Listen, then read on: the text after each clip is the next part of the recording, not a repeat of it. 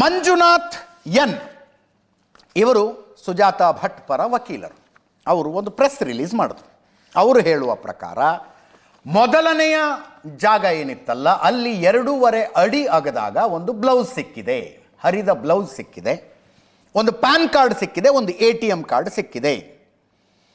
ATM card ಮೇಲೆ ಪುರುಷನೊಬ್ಬನ ಹೆಸರಿತ್ತು, PAN card ಮೇಲೆ ಲಕ್ಷ್ಮಿ ಅನ್ನುವ ಹೆಸರಿತ್ತು ಅನ್ನುವ ಹೇಳಿಕೆಯನ್ನು ಬಿಡುಗಡೆ ಮಾಡಿದ್ದಾರೆ.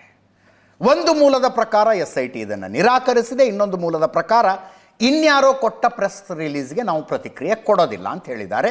ವಾಟ್ ಎವರ್ ಇಟ್ ಈಸ್, ಇದು ಸಿಕ್ಕಿದ್ದೇ ನಿಜ ಆದರೆ ಇವುಗಳನ್ನು ಕೂಡ ಬೆನ್ನಹತ್ತಿಕೊಂಡು ಪೊಲೀಸರು ಹೋಗಬೇಕಾಗತ್ತೆ. ಇದು ಸಿಕ್ಕಿದ್ದೇ ನಿಜ ಆದರೆ ಯಾರೋ ಹೇಳ್ತಾರೆ ಅದು ಸ್ನಾನಘಟ್ಟ ರೀ, ಅಲ್ಲಿ ಜನ ತಂದಿರುವ ಬಟ್ಟೆಗಳನ್ನು ಕಳಚಿ ಎಸೆದು ಬೇರೆ ಬಟ್ಟೆಗಳನ್ನು ಹಾಕ್ಕೊಂಡು ದರ್ಶನಕ್ಕೆ ಹೋಗ್ತಾರೆ, ಬ್ಲೌಸ್ ಸಿಕ್ಕಿರೋದೇನು ದೊಡ್ಡ ವಿಷಯನಾ ಅಂತಾರೆ.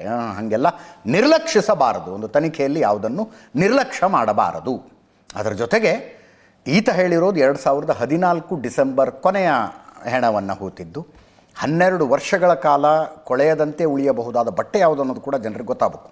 ಅಂದರೆ ಮೋಸ್ಟ್ ಡ್ಯೂರೇಬಲ್ ಬಟ್ಟೆ ಅದು ಅಂತ ಅರ್ಥ ಮಾಡ್ಕೊಳ್ಳೋಕ್ಕಾಗತ್ತೆ. PAN card is important. Lakshmi ಅನ್ನೋ ಹೆಸರಿತ್ತು, ದೊಡ್ಡ ವಿಷಯನೇ ಅಲ್ಲ. ಪ್ಯಾನ್ ನಂಬರ್ ಹಾಕಿದ್ರೆ ಅವ್ರು ಯಾರು ಅನ್ನೋದು ಗೊತ್ತಾಗುತ್ತೆ.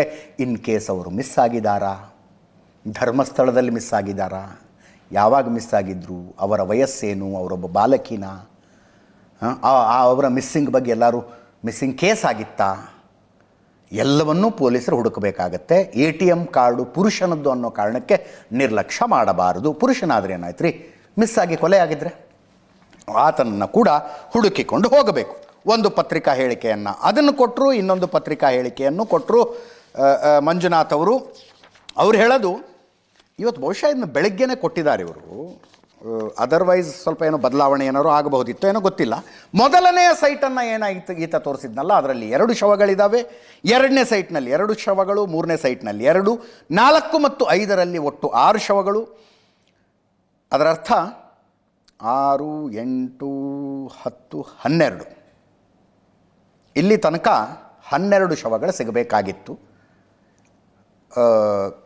ಇದುವರೆಗೂ ಒಂದು ಸಿಕ್ಕಿರುವ ಮಾಹಿತಿ ಇಲ್ಲ, 12 ಸಿಗಬೇಕಾಗಿತ್ತು ಈ ಪತ್ರಿಕಾ ಹೇಳಿಕೆಯ ಪ್ರಕಾರ. ಸೈಟ್ ನಂಬರ್ 6, 7ರಲ್ಲಿ 8, 6, 7, 8ರಲ್ಲಿ 8 ಶವಗಳನ್ನು ಹೂಳಲಾಗಿದೆ. 9ರಲ್ಲಿ 6ರಿಂದ 7 ಶವಗಳು, 10ರಲ್ಲಿ 3 ಶವಗಳು, 11ರಲ್ಲಿ 9, 12ರಲ್ಲಿ 4ರಿಂದ 5, 13ರಲ್ಲಿ the highest number among these marked locations. ಇದುವರೆಗೂ ಹೇಳಿರೋದ್ರಲ್ಲಿ 9 ಹೈಯೆಸ್ಟ್ ಇದೆ. ಯಾವುದರಲ್ಲಿ? Site number 11ರಲ್ಲಿ. 13ರಲ್ಲಿ ಅದಕ್ಕಿಂತಲೂ ಹೆಚ್ಚು ಅಂತ, ಅಂದರೆ ಮಿನಿಮಮ್ 10 ಇದಾವಲ್ಲಿ ಅಂತ, ಮಿನಿಮಮ್ 10. ಇವರ ಪ್ರಕಾರ ಒಟ್ಟು 55 ಶವಗಳ ಲೆಕ್ಕ ಇಲ್ಲೇ ಸಿಗ್ತಾ ಇದೆ. ನಾಳೆ ಬೆಳಗ್ಗೆಯಿಂದ ಮತ್ತೊಮ್ಮೆ ಹುಡುಕುವಿಕೆ ಶುರುವಾಗುತ್ತೆ. ಸಿಕ್ಕರೆ ಅದನ್ನು ಯಥಾವತ್ತಾಗಿ ನಿಮಗೆ ಹೇಳ್ತೀವಿ.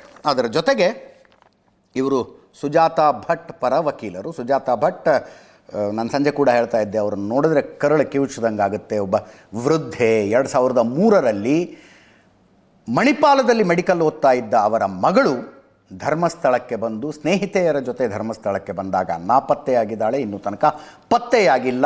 ಈಗ ಎಕ್ಸ್ಯೂಮೇನ್ ಮಾಡ್ತಾ ಇದ್ದೀರಲ್ಲ, ಅವುಗಳ ಪೈಕಿ ಸಿಗುವ ಅಸ್ಥಿಪಂಜರದಲ್ಲಿ ನನ್ನ DNA ಮ್ಯಾಚ್ ಮಾಡಿ ನನ್ನ ಮಗಳ ಅಸ್ಥಿಪಂಜರ ಸಿಕ್ಕರೆ ಧಾರ್ಮಿಕ ವಿಧಿವಿಧಾನಗಳೊಂದಿಗೆ ಅಂತ್ಯ ಸಂಸ್ಕಾರ ಮಾಡ್ತೀನಿ ಅನ್ನುವ ಕರಳ ಕಿವುಚುವ ಮನವಿಯನ್ನು ಇಟ್ಕೊಂಡು ಸುಜಾತಾ ಭಟ್ ಅವರು ಬಂದಿದ್ದಾರೆ.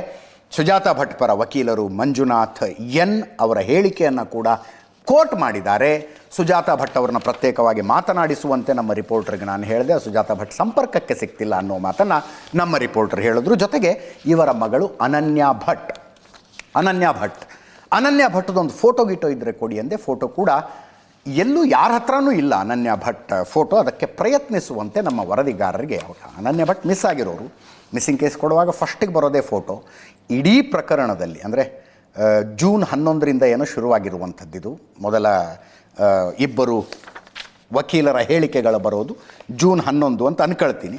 ಆವತ್ತಿನಿಂದ ಶುರುವಾಗಿರುವಂಥದ್ದು. ಆವತ್ತಿನಿಂದ ಇಲ್ಲಿ ತನಕ ದಾಖಲಾಗಿರುವ ಏಕೈಕ ಮಿಸ್ಸಿಂಗ್ ಪ್ರಕರಣ ಅನನ್ಯ ಭಟ್ ಮಿಸ್ಸಿಂಗ್ ಪ್ರಕರಣ.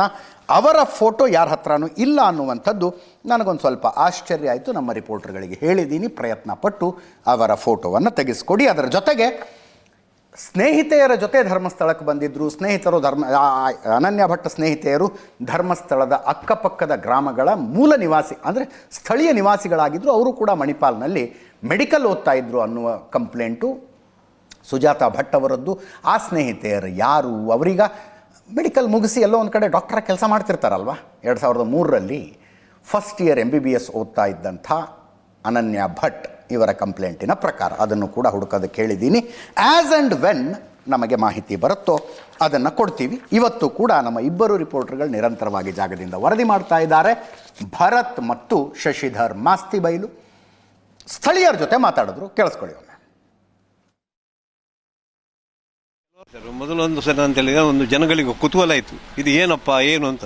ಆದರೆ ಇವತ್ತು ಜನಗಳು ಯಾರಿಲ್ಲ. ಯಾಕೆಂದರೆ ಜನಗಳಿಗೂ ಒಂಥರ ನಿರಾಶಾ ಭಾವನೆ ಉಂಟಾಗಿದೆ. ಇದು ಫೇಕ್ ನ್ಯೂಸ್, ಇದು ಏನಿಲ್ಲ ಅಂಥದ್ದು. ಯಾಕೆಂದರೆ ನನ್ನ ಸರ್ವಿಸೇ ಇಲ್ಲಿ 60 ವರ್ಷ ಆಯಿತು. ಇಲ್ಲಿವರೆಗೂ ಅಲ್ಲಿಂದ ಏನೂ ತೊಂದರೆ ಆಗಲಿಲ್ಲ, ನನ್ನ ಒಂದು ಅನುಭವ ಪ್ರಕಾರ. ಮತ್ತೆ ಇಲ್ಲಿ ಹೆಣಗಲ ರಾಶಿ ಅಂತೆಲ್ಲ ನೋಡಿ ಮೊದಲು ಇಲ್ಲಿ ಬರ್ತಾ ಇದ್ದೇನೆ ಅಂದರೆ ಸಾಯಲಿಕ್ಕೆ ಪುಣ್ಯ ಕ್ಷೇತ್ರಕ್ಕೆ ಸತ್ತರೆ ಸದ್ಗತಿ ಸಿಗ್ತದೆ ಅಂತ ಜನಗಳ ಒಂದು ಭಾವನೆ. ಹೌದೌದು. ಮತ್ತೆ ನೀರಿಗೆ ಹಾರಿ ಸತ್ತೋರಿದೆ, ಕೆಲವರನ್ನು ಬದುಕಿಸಿದ್ದಾರೆ ನೋಡಿ. ಪಕ್ಕ ಈಜುಗುರು ಗೊತ್ತಿರುವವರು ಇರುವಾಗ ಅವರನ್ನು ಬದುಕಲಿಕ್ಕೆ ಆಗ್ತದೆ. ಸ್ಥಳೀಯರ ಅಭಿಪ್ರಾಯ ನೀವೇನು ಮಾತಾಡ್ತೀರಿ? ನೀವು ಕೂತಾಗ ಏನು ಮಾತಾಡ್ತೀರಿ? ಅಭಿಪ್ರಾಯ ಸರ್, ನೋಡಿ, ಹಕ್ಕಿಗೆ ಕಲ್ಲು ಬಿಸಾಡೋದು ಕಷ್ಟ, ಆನೆಗೆ ನೀವು ಹೇಗೆ ಬಿಸಾಡೋದು ಆಗುತ್ತೆ. ಯಾಕೆಂದ್ರೆ ಅಂತ ಒಂದು ಮೇರು ವ್ಯಕ್ತಿತ್ವ ಅವರದ್ದು, ಯಾರ್ದು ನಮ್ಮ ಕಾವಂದ್ರದ್ದು ವ್ಯಕ್ತಿತ್ವ ಅಷ್ಟು ಮೇಲು. ಹೆಣ್ಣಿನ ಒಂದು ವಿಷಯ ಬರುವಾಗ ಉಂಟಲ್ಲ, ಜನಗಳಿಗೊಂದು ಕುತೂಹಲ ಇರ್ತದೆ, ಹೌದಾ ಇದು ಆಗಿರ್ಬೋದಾ ಅಂತ. ಆ ರೀತಿಯ ಒಂದು ಇದಾಗಿದೆ ಅಷ್ಟೇ.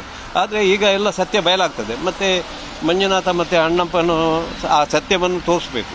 ವಾರಿಸುದಾರ ಇಲ್ಲದಂಥ ಶವ ಇದ್ದರೆ ಇಲ್ಲಿಯೇ ಮಾಡ್ತಾ ಇದ್ರು. ನಮಗೆ ಅದು ಮೊದಲೇ ಗೊತ್ತಿದೆ ಇಲ್ಲಿ ಸಿಗೋದಿಲ್ಲ ಅಂತ, ಅದು ಖಂಡಿತ ಇಲ್ಲ ಅಂತ.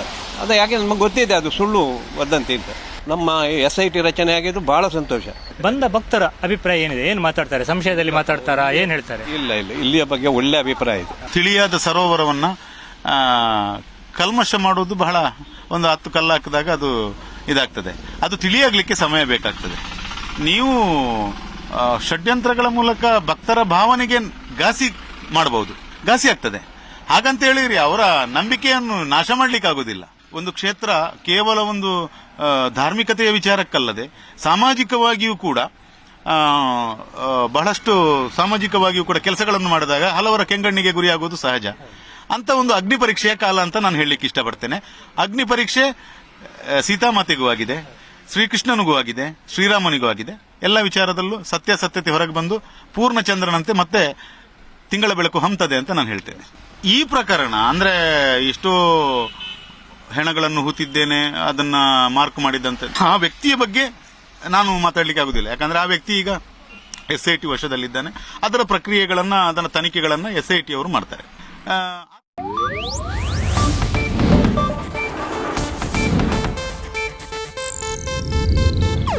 ಇದು ಏಷ್ಯಾನೆಟ್ ನ್ಯೂಸ್ ನೆಟ್ವರ್ಕ್ ಪ್ರಸ್ತುತಿ.